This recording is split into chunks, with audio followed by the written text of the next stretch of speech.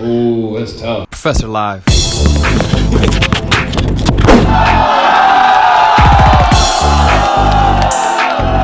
Action.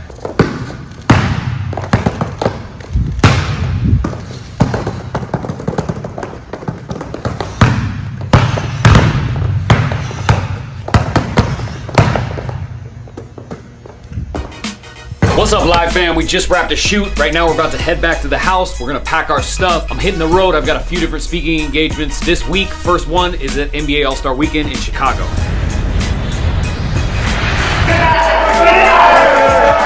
think everyone here has seen the And One mixtapes, right? We've all seen them. All right, Professor, I'm gonna put you on the spot with this one.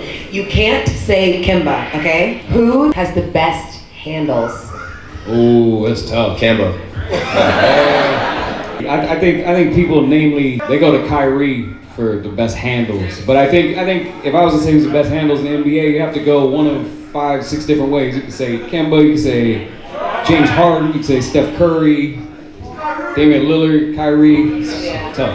Yeah, it's gonna be a fun one. Put your hands together for Mr. Grayson Boucher and Jason Capital. You had this thing you loved and you kept pursuing it into your passion, and you didn't know where it was gonna go, but you just kept pursuing it.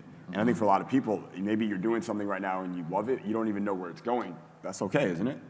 I think so too, yeah. I recently heard Jay-Z, they asked him what was the most genius thing that he did, and he just said he never gave up. I can relate to that a lot, because I find that, just like you said, people who have a passion towards something, or they're into something that they're working on, a lot of times, like, whoever sticks it out the longest ends up having success. Top 5 places you've been in the world. Oh, top 5? Top 5. Dang. Los Angeles, California. Let's venture out a little bit. Costa Rica. That sounds exotic. South Africa. Number 4.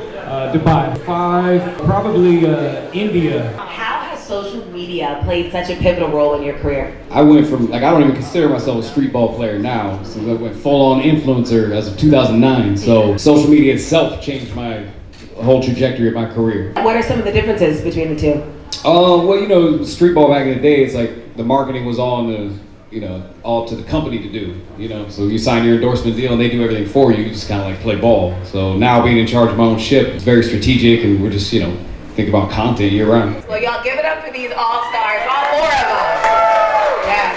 All right, thank you guys so much for your time. What was I guess whether it's a game or on tour or something, what was like one of the craziest things that you ever saw or ever happened? I remember a funny story, in Puerto Rico. We got to the hotel, and Escalade and I, walked up the street to get something to eat. We ate lunch at like some little spot, and then we started coming back, and like the cops were following us. Like we saw some police cars, like 2 or 3 of them. We kept like looking behind, like, are they after us? Like, what's going on? So we're walking, and then they looked like they were really like eyeing us down every time we looked over our shoulder. So we're like, let's speed up. I don't know what's going on. So like we eventually start jogging. So we get to the hotel. I'm about to lay down and take a nap or whatever, and phone rings. It's S. He's like, yo, cops want us to come downstairs, And so I'm trying to recount, like, what did we do wrong? Like, what's going on here? So we ended up going downstairs to the lobby, and they just wanted a picture, an autograph.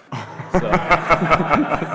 I find on the plane is a great time to hammer out some business, come up with new ideas, or just entertain myself. This is what I call the lab right here. I could be editing something, I could be handling emails. Zach and I, sometimes we come up with ideas for social. We're used to going to China, 14, 15 hours. It takes a whole day to get there. Just used to the grind, that's it. So we make the best of our time, that's for sure.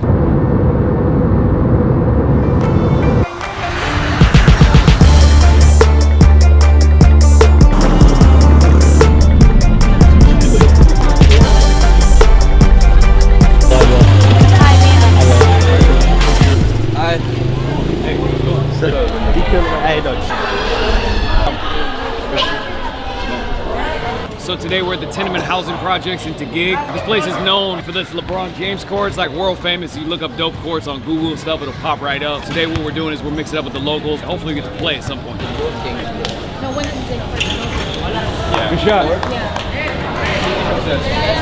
So it's pretty cool. LeBron James, he came here. At one point, the residents were going to be evicted. The government wanted to tear down this place, refurbish it. Nike put a lot of money into it. They ended up saving it financially.